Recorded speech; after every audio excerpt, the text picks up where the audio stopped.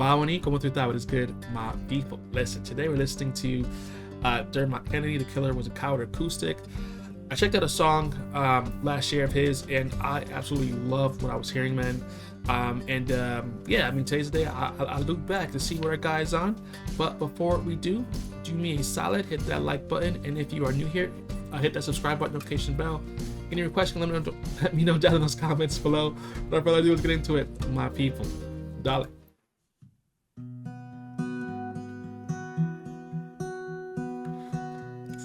What you saying today, Dermot? See, the killer was a coward. Oh, we got a story. Dark deeds in dark towers. So he fled when they came, blowing brass, carrying chains. Okay. They wanna lock him in the dark. They wanna kill what's in his heart. I'm assuming freedom, And they left liberation. the town to hunt him down. And they left one man to hold it down.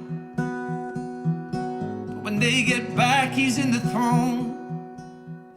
Hold up, my people. Wait a minute. We have a literal story here. Like, the killer was a coward, so he took out the king, right? And all the king's horses and all the king's men went after this guy. Wanted to lock him up, but they left somebody back in the throne room. And that person took up the mantle of becoming the king. Okay. I didn't know we were getting this today, but I have a feeling we're gonna walk away with some wisdom. What that wisdom is, we'll find out at the end of this video. But like, this man's storytelling, I'm only like 2 songs into his catalog of music, this being the second song. It's unreal, man. Like, he has such a vivid way of like painting pictures with sound, and not many artists can do that. But our guy is one, apparently. When they get back, he's in the throne. Looks like the killer's fucking clone. Oh man. Says he's got ideas of his own. But there's one thing he'd kill to know. Okay. See, there's a hero in the crowd, and his heart starts beating loud. Says the killer took his friend and decides that this is where it ends. For who? So that night the king's walking the tower, The new king? his eyes lit up with all the power, and the hero's ghosting by the guards, and his heart it's carrying a charge. Oh man. He stabs him in his cunning heart. The scream tore sea and sky apart. So you want fears, we've still got several. Wow, At least the man. killer's dancing with the devil.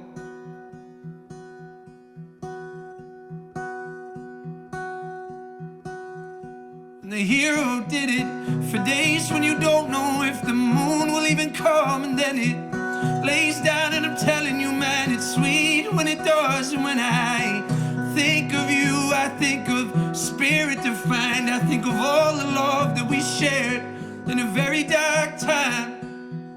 So the hero did it for the summer, Ooh. for long days with that sun in your hair, for fires and family, for the phrase, don't ever leave me. Oh my goodness, man.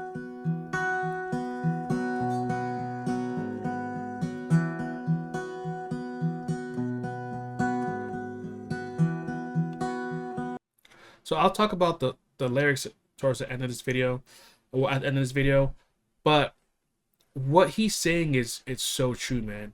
At the end of the day, you know, within any revolution, right? And I think the song is actually pretty relevant to what's going on in the world, surprisingly. There's always somebody that a regime leaves behind, right?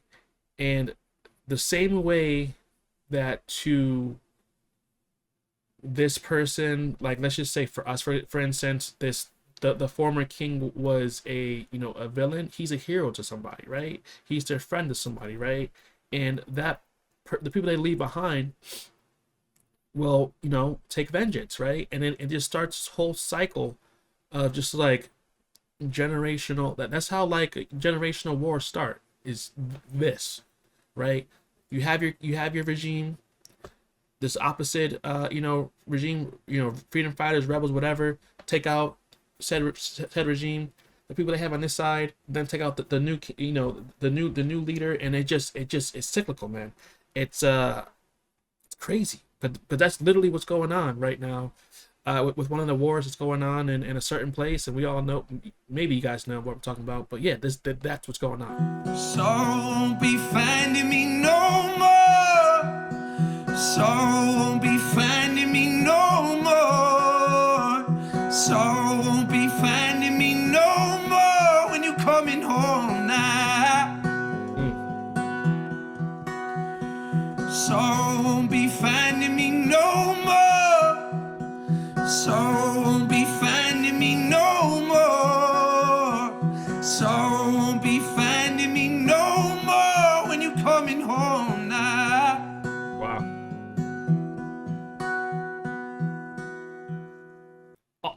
Although I did mention how the song is relevant to what's going on today, in 2026, we could say it's a bit of a double entendre in like the rap sense, right? Where the song has multiple meanings.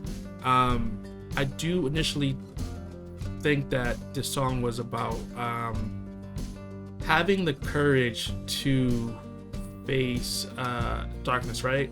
And I feel like the killer represented sort of like fear, like oppression, grief, and whatnot, while the hero, I would say, represents the inverse of that, right? And you can really hear that in the way that he describes the circumstances of each party, right? Because if you really pay attention to like what he was saying,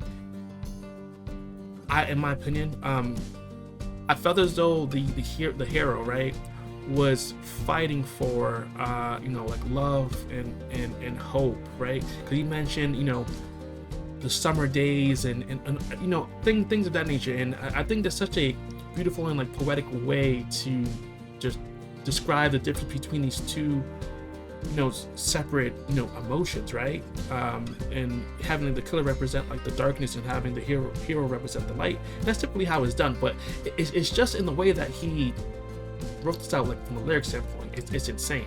And like another thing that I think is very powerful about the song, because it sort of reminds us that like absolute power that a king would have corrupts absolutely.